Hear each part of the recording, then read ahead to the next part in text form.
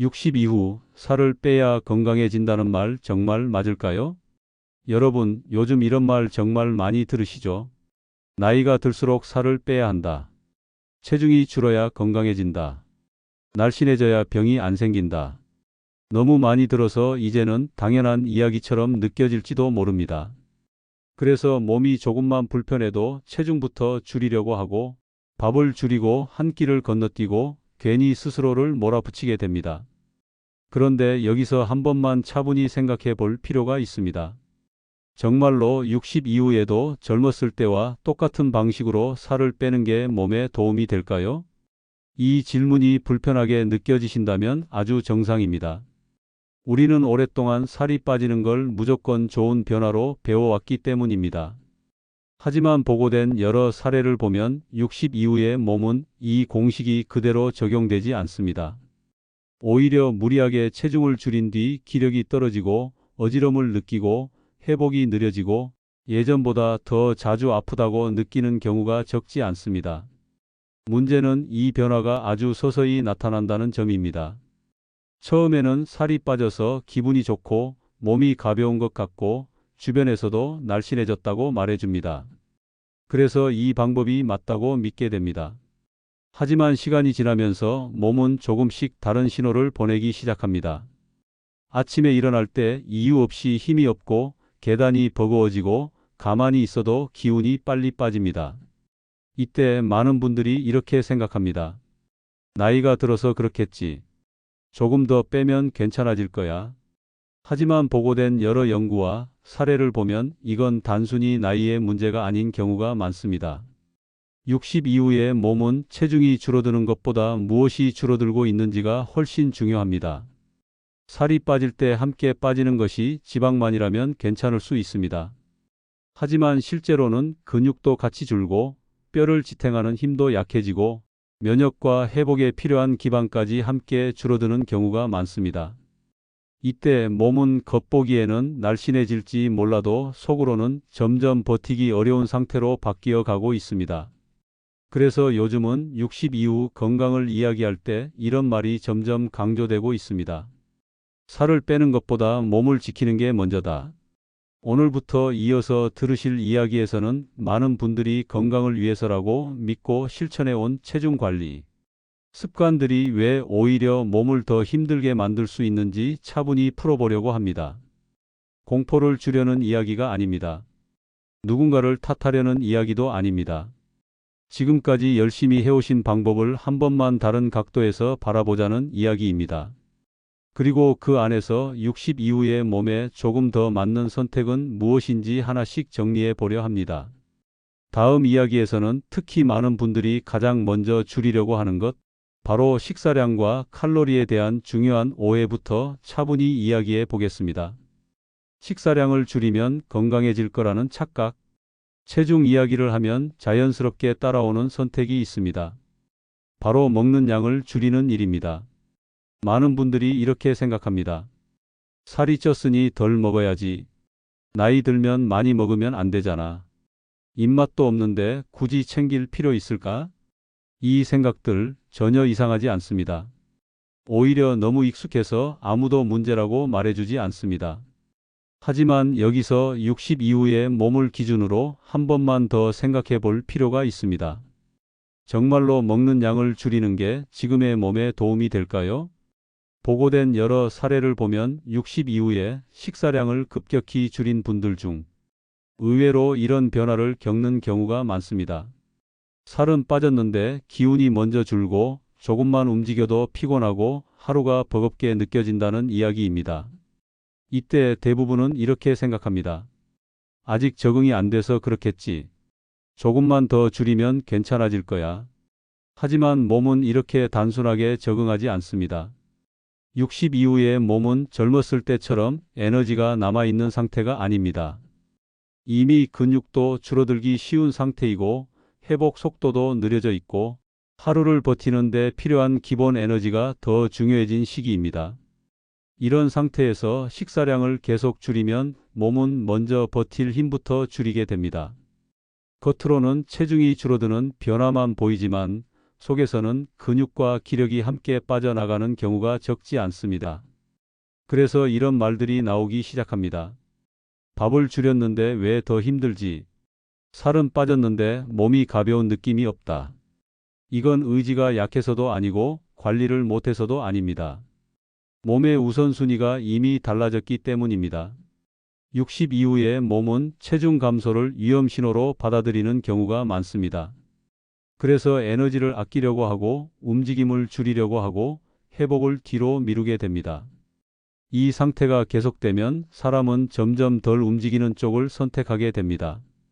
그 결과 살은 빠졌지만 기력은 더 줄어드는 아이러니한 상황이 만들어집니다.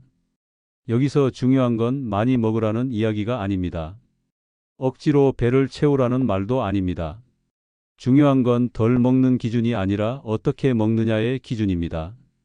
60 이후에는 식사의 역할이 달라집니다. 젊었을 때는 에너지가 넘치는 상태에서 조절의 개념이었다면 이 시기에는 몸을 유지하기 위한 기반에 가깝습니다. 한 끼를 완전히 건너뛰는 습관, 대충 국물로 때우는 선택, 반찬은 거의 먹지 않고 밥만 조금 먹는 식사. 이런 선택들이 하루 이틀은 괜찮아 보여도 몇 달이 지나면 몸은 분명히 반응합니다. 아침에 일어나기 힘들어지고 기운이 오후 전에 먼저 떨어지고 예전보다 회복이 더뎌졌다는 느낌이 듭니다. 이때 많은 분들이 운동을 더 하려고 하거나 식사를 더 줄이려고 합니다. 하지만 이 선택이 상황을 더 어렵게 만들 수 있습니다. 60 이후에 건강해서 식사는 줄이는 대상이 아니라 정리해야 할 대상입니다. 무엇을 빼야 할지가 아니라 무엇을 남겨야 할지, 어떤 부분은 절대 비우지 말아야 할지를 정하는 과정입니다. 그래서 보고된 여러 사례에서도 이런 공통점이 보입니다.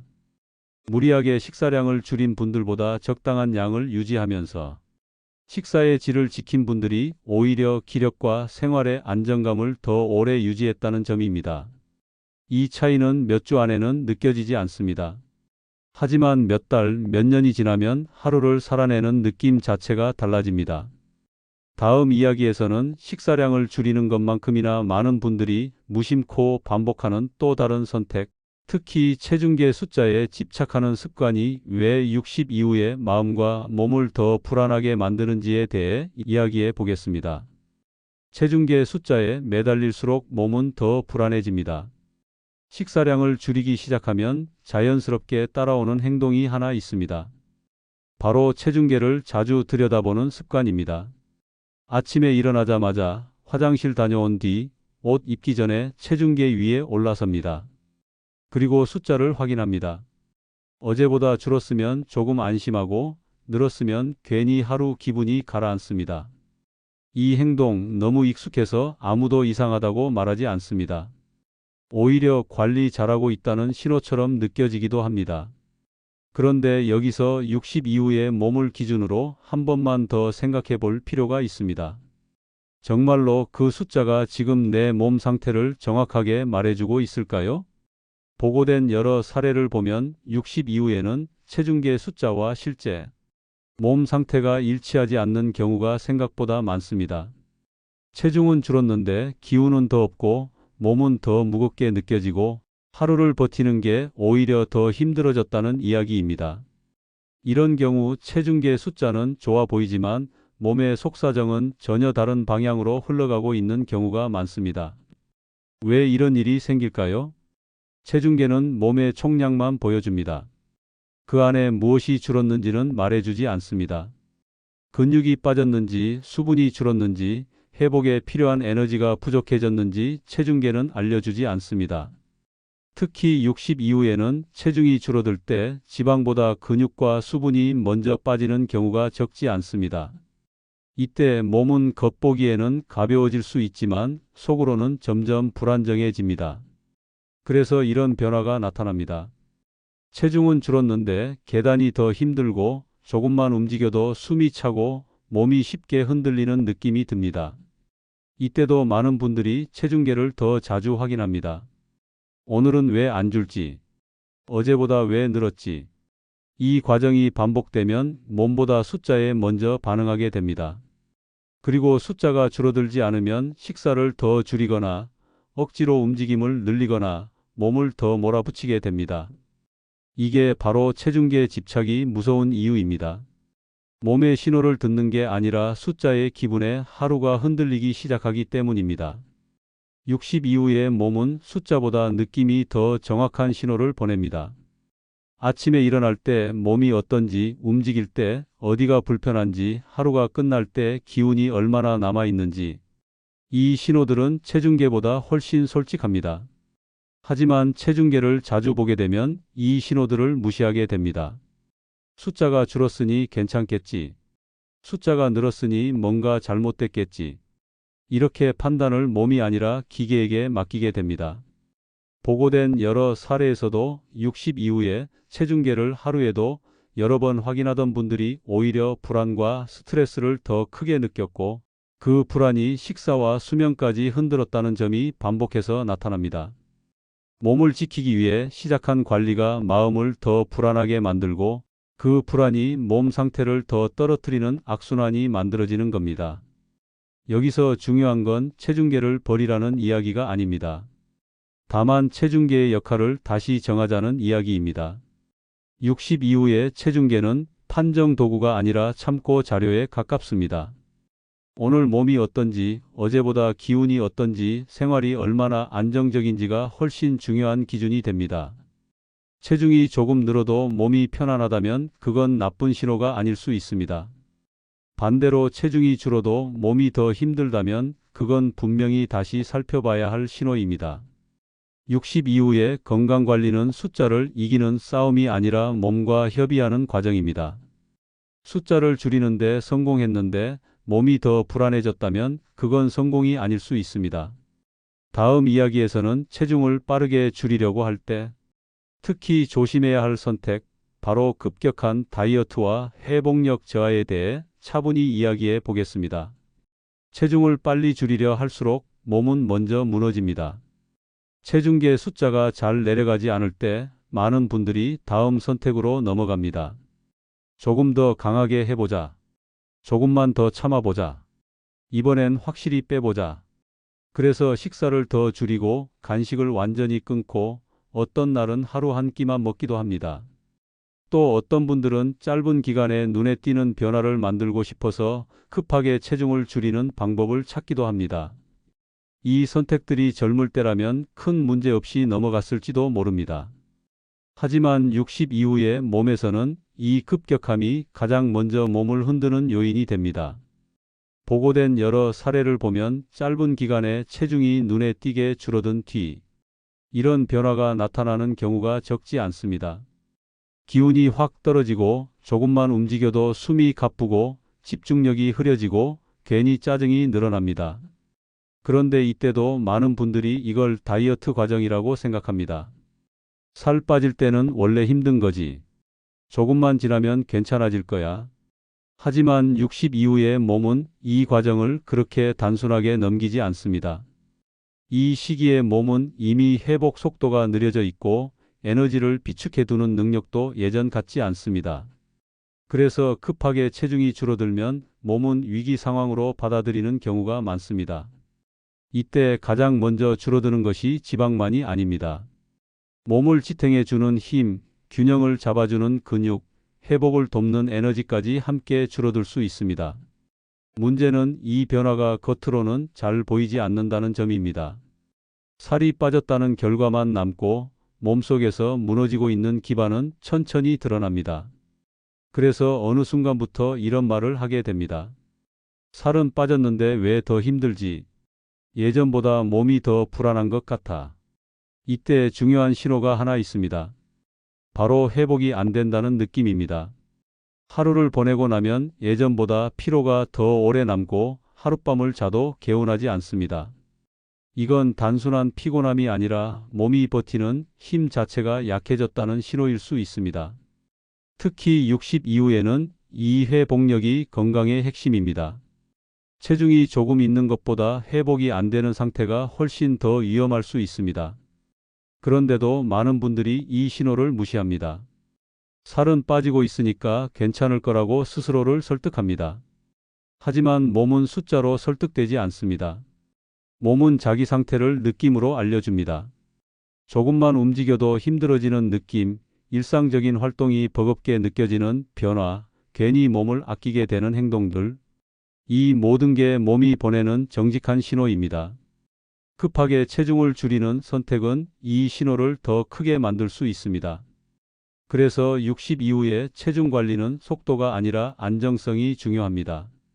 한 달에 얼마나 빠졌느냐보다 그 기간 동안 몸 상태가 어땠는지가 훨씬 중요합니다. 기운이 유지되고 있는지, 움직임이 안정적인지, 하루를 보내고 나서 여전히 여유가 남아 있는지, 이 기준을 무시한 채 숫자만 따라가면 몸은 점점 뒤처지게 됩니다.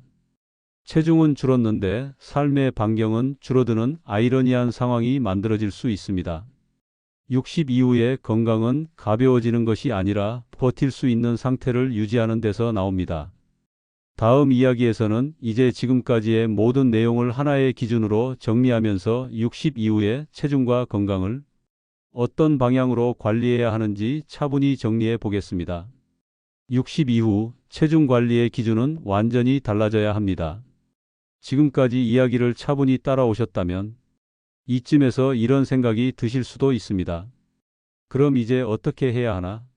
살은 빼야 하는 건지 유지해야 하는 건지 대체 기준이 뭔지 헷갈린다. 이 혼란 아주 자연스럽습니다. 우리는 오랫동안 체중 관리에 대해 하나의 기준만 배워왔기 때문입니다. 바로 줄이는 게 좋다는 기준입니다. 하지만 60 이후의 몸에서는 이 기준이 그대로 통하지 않습니다. 이제는 체중을 줄이느냐, 유지하느냐보다 몸이 어떤 상태로 유지되고 있느냐가 훨씬 더 중요해집니다. 여기서 가장 먼저 내려놓아야 할 생각이 있습니다. 바로 젊었을 때의 몸으로 돌아가야 한다는 생각입니다. 그때의 체중, 그때의 허리둘레, 그때의 숫자를 지금의 몸에 그대로 적용하려고 하면 몸은 계속 무리한 요구를 받게 됩니다. 60 이후의 몸은 이미 수십 년을 살아온 몸입니다. 그동안 버텨온 시간만큼 마모도도 있고 회복 방식도 달라져 있습니다. 이 몸에 필요한 건 다시 깎아내는 관리가 아니라 지탱해주는 관리입니다. 그래서 기준은 아주 단순하게 잡아야 합니다. 체중이 조금 있어도 기운이 유지되는지, 하루 생활이 안정적인지, 움직임이 불안하지 않은지, 이 세 가지만으로도 충분합니다. 60 이후의 건강에서 체중은 목적이 아니라 결과에 가깝습니다. 몸 상태가 안정되면 체중은 그에 맞게 자연스럽게 자리 잡는 경우가 많습니다. 반대로 체중만 먼저 건드리면 몸 상태가 그 뒤를 따라오지 못하는 경우가 적지 않습니다. 그래서 이제는 이렇게 생각해 보셔도 됩니다. 살을 빼야겠다가 아니라 몸을 덜 힘들게 해야겠다. 이 생각 하나만 바꿔도 선택이 달라집니다. 식사를 완전히 줄이기보다는 끼니를 유지하고 체중계를 매일 보기보다는 몸의 느낌을 먼저 살피고 빨리 빼기보다는 지금 상태를 지키는 쪽을 선택합니다. 이 선택들은 눈에 띄는 변화를 금방 만들어주지는 않습니다. 그래서 처음에는 불안할 수도 있습니다. 이렇게 해서 괜찮은 걸까? 하지만 60 이후의 몸은 이 안정적인 선택에 조금씩 반응합니다. 아침에 일어날 때 덜 버겁고 하루 중 기운이 조금 더 오래 남고 몸을 움직일 때 괜히 조심하지 않아도 되는 순간이 늘어나기 시작합니다. 이 변화는 아주 조용하게 옵니다. 그래서 더 가치가 있습니다. 60 이후의 건강은 극적인 변화보다 이 조용한 안정감에서 결정됩니다. 오늘 이야기에서 모든 걸 기억하려 하지 않으셔도 됩니다. 다만 이 한 가지만은 꼭 남기셨으면 합니다. 체중을 관리할 때 숫자보다 먼저 몸 상태를 묻는 습관. 지금 이 선택이 내일의 나를 더 편하게 만드는지 아니면 조금 더 버겁게 만드는지. 이 질문 하나만으로도 체중 관리의 방향은 충분히 달라질 수 있습니다. 몸은 이미 오래 버텨온 몸입니다. 이제는 더 줄이라고 다그치기보다 조금 더 지켜보면서 대화해도 됩니다. 60 이후의 건강은 싸워서 얻는 게 아니라 잘 맞춰가며 지켜내는 것입니다. 오늘 이야기가 그 기준을 다시 세우는 계기가 되었기를 바랍니다. 끝까지 함께해 주셔서 고맙습니다.